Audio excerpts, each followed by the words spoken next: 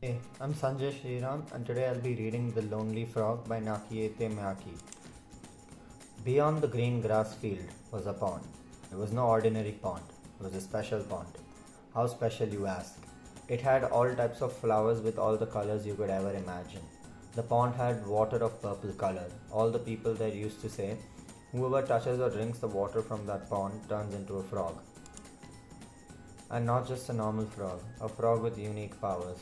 Powers like heat breath, teleportation, super strength, the power to jump 10 times higher than an average human, the ability to stretch its tongue further than 1 meter, and so many more such powers. The young ones of the frogs also had unique powers. Powers just like the humans who were turned into frogs. But there was one frog who always isolated herself from the other frogs. Her name was Zakia. She isolated herself because of her ability to live on land and in water.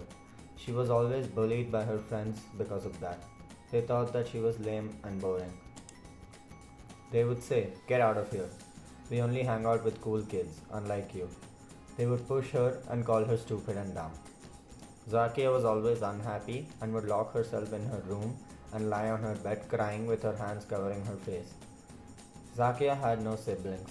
She always complained to her parents when she was bored. Her mother would say, "Don't be sad, Zakia. They are the ones missing out having an amazing friend like you." What is wrong with me? Why am I being treated this way? She would ask herself. The pond was always beautiful and amazing. Humans thought that the pond and the organisms in it were a danger to their species, not only because of the water that would turn them into frogs, but also because of the powers the frogs had. The humans tried to destroy the pond but were not successful because the frogs would fight back. However, there was one thing that was able to destroy the magic of the pond. That was sand from the ocean. If the humans found out about this, the pond and its creatures would be doomed. This is because if the ocean sand was spread across the pond, the frogs would turn into statues, the flowers would die, and the water in the pond would turn grey. One morning, Zakia was woken up by the loud sound of a fellow frog screaming. "What is happening?" Zakia asked herself in a scared voice. She quickly ran outside to see what had happened, only to find herself looking at the most horrible thing she could ever imagine. "Oh my goodness, no," she shouted. She could not believe what she saw. The pond was grey, the frogs had frozen like statues, and the flowers were dead. This could only mean one thing.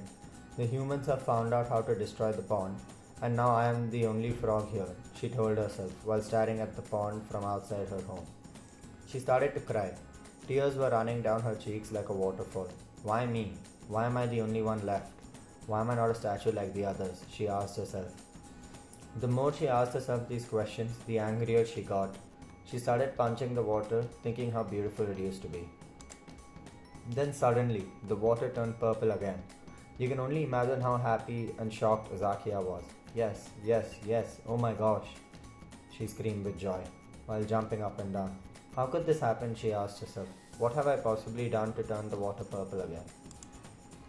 She touched the flowers near the pond. I remember how gorgeous the flowers were. Then suddenly, the flowers she was touching came back to life. Zakia was shocked now even more than she was before, and she could not move. She figured out that she has the power to fix things and bring them back to their normal state just by touching them and thinking about how they used to be. She was so happy. Then she began to bring all the dead flowers back to life. Then she sat down by the pond and thought, if I can bring dead flowers back to life, can I bring my fellow frogs back? There is only one way to find out. I should try it. She rushed to her mother and stared at her with sadness and tears in her eyes. Then she tried to bring her mother back to life. She thought, I remember how my mom used to be, breathing and alive. Then her mother opened her eyes. "Mother, mother, can you hear me?" Zakia asked. "Yes, Zakia, I can hear you," her mother replied. Zakia's mother asked what happened. Zakia told her mother everything that had happened, including her newly discovered powers. Then she went on and brought back to life the rest of her fellow frogs. When Zakia was 15 years old, she was chosen as the leader of her frog community. This was not because of her powers, but also because of her bravery and quick thinking. She carried on leading her community, and the pond remains immortal. Thank you.